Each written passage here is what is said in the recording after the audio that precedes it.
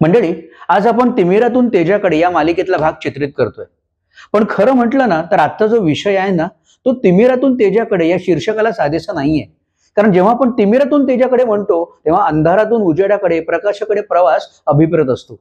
परंतु आजची जी व्यक्ती आहे, जे आजचे उत्सव मूर्ती आहेत ना, त्यांचा प्रवास हा तसं म्हटलं तर एका तेजाकडून दुसऱ्या तेजाकडे असाच झालाय असं म्हणायला हवं. कारण मुळातच ते एक प्रथितयश असे संशोधक होते. मंडळी, आज आपण बोलतोय ते दिवाकर चन्नप्पा यांच्याविषयी. चन्नप्पा हे इस्रोमध्ये संशोधक होते.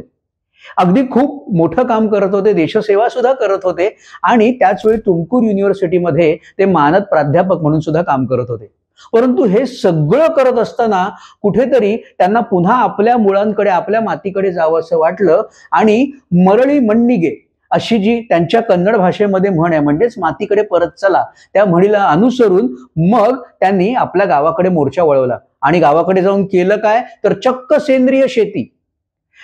इस्रो मधले संशोधक ते सेंद्रिय शेतीचे खूप मोठे पुरस्कर्ते असा प्रवास करणाऱ्या दिवाकर चन्नप्पा यांची कहाणी पाहूया आजच्या कार्यक्रमात. नमस्कार मंडळी, मी समर्थ म्हात्रे आपलं स्वागत करतो आपलं लाडकं युट्यूब चॅनल समर्थ मध्ये. मंडळी, आज आपण बोलतोय ते दिवाकर चन्नप्पा यांच्याविषयी. मी सांगितलं ते इस्रोमध्ये काम करत होते आणि त्यांना असं वाटलं की आपल्या मातीकडे परत जावं. एक जपानी पुस्तक आहे वन स्ट्रॉ रेव्होल्यूशन, या पुस्तकाचा प्रभाव त्यांच्यावर पडला असं ते म्हणतात. आता गावाकडे आले, गावाकडे आल्यावर करायचं काय? पिढीजात शेती होती, ती शेती करायचं त्यांनी ठरवलं. मंडळी बघा, इस्रो मधली छानशी संशोधकाची नोकरी सोडून एखादा माणूस गावात शेती करायला येत असेल तर बाकीचे लोक त्याच्याकडे वेड्याच्या नजरेने बघतील, नाही का, हा काय वेडे पण सुचले याला. पण त्यांना मात्र कळत होतं मी माझ्या मातीकडे परत आलोय, I am doing right thing.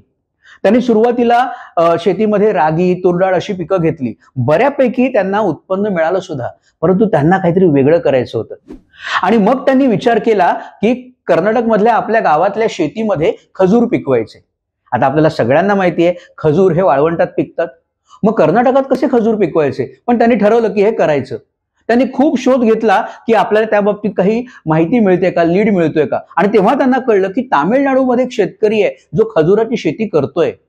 तडक जाऊन चन्नप्पा त्या शेतकऱ्याला भेटले, सगळी माहिती घेतली, घरी आले आणि बरही जातीची खजुराची 150 झाडं त्यांनी विकत घेतली. आपल्या शेतात झाडं लावली आणि त्यांनी ठरवलं होतं सेंद्रिय शेती करायची. त्यामुळे संपूर्ण नैसर्गिक पद्धतीने ही झाडं त्यांनी वाढवायला सुरुवात केली. जैविक खतं, जीवामृत, पंचगव्य यांचा वापर केला. पहिली 4 वर्ष काहीही उत्पन्न मिळालं नाही, परंतु 4थ्या वर्षी त्यांच्या खजुराच्या झाडांना खजूर यायला लागले आणि त्या एका वर्षात त्यानंतर त्यांनी एकरी 7 लाख इतकं उत्पन्न घेऊन दाखवलं. आणि मग त्यांनी ही यशस्वीपणे शेती फुलवल्यानंतर मग अनेकांचं लक्ष त्यांच्याकडे वळलं. त्यांनी काय केलं, त्यांनी एका सामाजिक संस्थेला, उद्भवहा नावाची सामाजिक संस्था आहे, तिला हाताशी धरलं आणि त्यातून शहरातल्या आणि विविध भागातल्या विद्यार्थ्यांना ते त्यांच्या शेतात भेट द्यायला सांगतात. त्या मुलांना तिथे राहू दिलं जातं आणि काही काळ त्यांना संपूर्णपणे स्वतःच्या हाताने सेंद्रिय शेती करण्याचा अनुभव दिला जातो, जेणेकरून त्यांच्या हाताला माती लागेल, त्यांना त्या मातीची आवड निर्माण होईल आणि सवड काढून ते आपल्या मातीत पुन्हा एकदा मिसळतील आणि भारत पुन्हा एकदा हा शेतकऱ्यांचा देश, शेतीप्रधान देश आणि विकसित देश म्हणून गणला जाईल असं त्यांचं स्वप्न आहे.